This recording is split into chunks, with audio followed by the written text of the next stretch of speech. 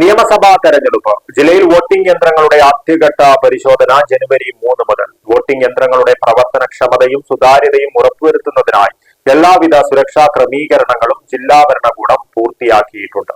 കേരളത്തിലെ ഏറ്റവും വലിയ ടൈൽസ് ആൻഡ് സാനിറ്ററി വെയർ വിൽപ്പനക്കാരായ ABC group, ABC sales corporation, BC road, Kasaragod. 2026 Kerala നിയമസഭാ പൊതുതെരഞ്ഞെടുപ്പിന് മുന്നോടിയായി കാസർഗോഡ് ജില്ലയിൽ ഉപയോഗിക്കുന്ന വോട്ടിംഗ് യന്ത്രങ്ങളുടെയും VVPATകളുടെയും ഒന്നാം ഘട്ട പരിശോധന ജനുവരി 3 ആരംഭിക്കും. കാസർഗോഡ് കളക്ടറേറ്റിലെ EVM വെയർഹൌസിൽ പ്രത്യേകം സജ്ജമാക്കിയ ഹാളിൽ വെച്ച് നടക്കുന്ന പരിശോധന ജനുവരി 25 വരെയാണ് ക്രമീകരിച്ചിരിക്കുന്നത്.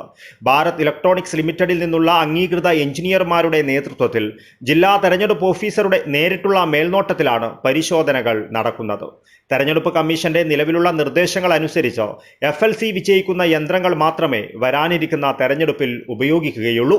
ജില്ലാ തെരഞ്ഞെടുപ്പ് ഓഫീസർക്ക് പുറമെ മുഖ്യ തെരഞ്ഞെടുപ്പ് ഓഫീസറും കേന്ദ്ര തെരഞ്ഞെടുപ്പ് കമ്മീഷനും വിവിധ തലങ്ങളിൽ ഈ പ്രക്രിയ നിരീക്ഷിക്കുന്നുണ്ട്. വോട്ടിംഗ് യന്ത്രങ്ങളുടെ പ്രവർത്തനക്ഷമതയും സുതാര്യതയും ഉറപ്പുവരുത്തുന്നതിനായി എല്ലാവിധ സുരക്ഷാ ക്രമീകരണങ്ങളും ജില്ലാ ഭരണകൂടം പൂർത്തിയാക്കിയിട്ടുണ്ട്.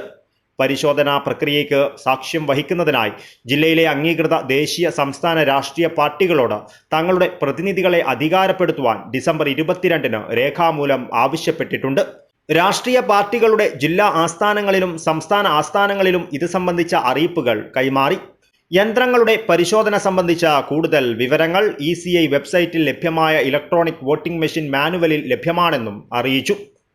News bureau, Kasaragod.